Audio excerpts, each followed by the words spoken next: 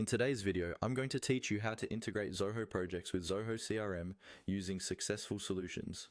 By the end, you'll know exactly how to connect these two apps so your project management and customer data stay perfectly in sync.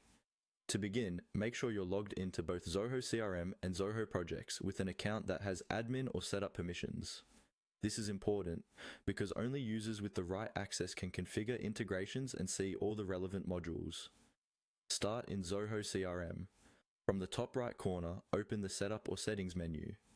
Look for the section related to Marketplace, Integrations, or Extensions.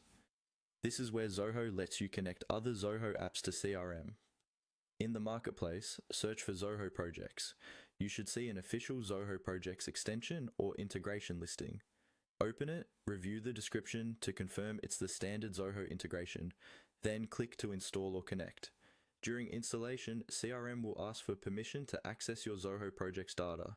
Grant the required permissions so that CRM can read and write project information.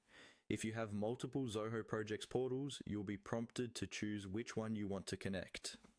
Select the correct portal, then choose the specific project or projects you want to link with CRM, or allow access to all active projects if that's how your team works.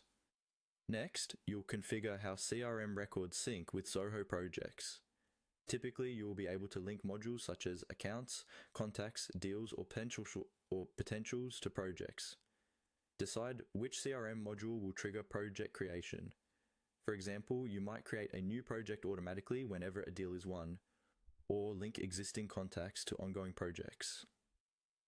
Map the fields between CRM and projects so that key information like customer name, project name, owner, and expected dates transfers cleanly from one app to the other. Once you've completed the configuration, save your changes. Now it's time to test. In Zoho CRM, open a record in the module you chose, such as a deal or account.